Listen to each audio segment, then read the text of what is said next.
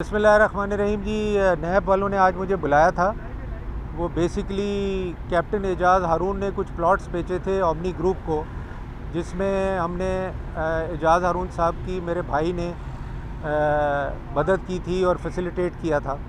तो वो उस सिलसिले में उन्होंने मुझे बुलाया, क्योंकि वो ये समझते हैं कि हम कोई उसमें बेनिफिशरी थे या मेरी फैमिली कोई उसमें बेनिफिशरी थी। टोटली प्राइवेट ट्रांजैक्शन थी, प्राइवेट प्लॉट्स थे, प्राइवेट सेल थी, मगर वो ये समझते हैं कि जी कोई हमारा इसमें इंटरेस्ट था। तो मैंने उनको यही बताया, मैंने कहा जी हम मतलब एक बिज़नेस फैमिली से हमारा ताल्लुक़ है, और एजाज़ हारून साहब के फ़ादर मेरे फ़ादर के दोस्त थे, वो मेरे दोस्त हैं पिछले 30-35 साल के, उनके बच्चे मेरे दोस्त हैं और मेरे बच्चे उनके बच्चों के दोस्त हैं। तो बड़ी एक पुरानी एसोसिएशन थी उनके साथ की, ना कोई ऐसी चीज़ थी, सिर्फ ये था कि उनकी हेल्प करनी थी, जो कि हमने की, और कोई उसमें ऐसी बात नहीं थी। बाकी कोई गवर्नमेंट का इशू नहीं था, कोई गवर्नमेंट की ट्रांजैक्शन नहीं थी, कोई करप्शन का इशू नहीं था। It's a discussion on a private transaction. आपको सवालनामा दिया गया है, क्या कहा गया? कोई सवालनामा नहीं दिया। जो उन्होंने पहले सवालनामा दिया था उसका मैंने जवाब दे दिया था, उससे कुछ वो सेटिस्फाइड नहीं थे, कुछ क्लेरिफिकेशन चाहते थे, वो क्लेरिफिकेशन उनको दे दी और फर्दर दे देंगे। तो मैं नहीं समझता कि कोई इसमें ऐसी चीज़ है जो नैब को जिस पे कोई कंसर्न हो। सर, कल जो सुप्रीम कोर्ट की जानिब से एक रिमार्क सामने आए हैं, पहले पीपल्स पार्टी भी उस पर तहफ़्फ़ुज़ात का इज़हार करती रही है, तो आप समझते हैं कि नैब के कवानीन में कोई तब्दीली आनी चाहिए? देखिए जी, नैब के कवानीन में तो काफ़ी देर से कोशिश की जा रही है। गवर्नमेंट एक ऑर्डिनेंस लाई, पीपल्स पार्टी से डिस्कशन हुई, PMLN से डिस्कशन हुई, दूसरी पार्टियों से डिस्कशन हुई, कोई कंक्लूजन नहीं हो सका उस ऑर्डिनेंस पे।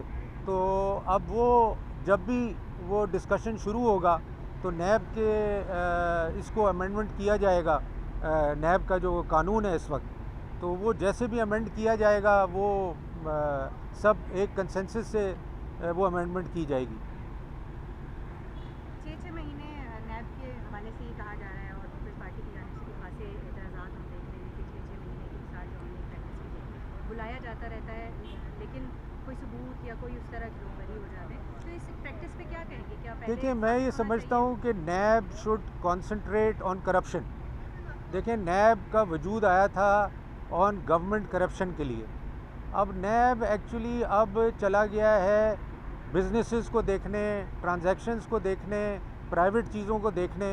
तो नैब मैं समझता हूँ अपने मैंडेट से हट गया है, और उसकी वजह से बिज़नेस कम्युनिटी में बड़ा फेयर आ गया है, और बिज़नेस वाले समझते हैं कि जी शायद अब हम कोई भी ट्रांजैक्शन करेंगे तो नैब आ जाएगी।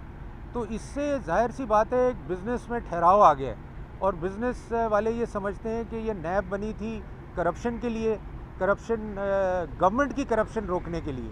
मगर अब जब प्राइवेट बिजनेसेस में और ट्रांजैक्शन में नैब चला जाएगा तो बिजनेसमैन और प्राइवेट लोग डर जाएंगे, और उसी वजह से आप देख रहे हैं कि लोग खुल के इन्वेस्टमेंट नहीं कर रहे और लोग थोड़े डरे हुए हैं। और कई दफ़ा मैंने ये भी नोटिस किया कि जो गवर्नमेंट के बोर्ड हैं उस पर भी लोग जाने के लिए अब तैयार नहीं हैं, क्योंकि वो कहते हैं जी गवर्नमेंट के डिसीजन होते हैं, प्राइवेट मेंबर होते हैं और हमें बुला लिया जाता है।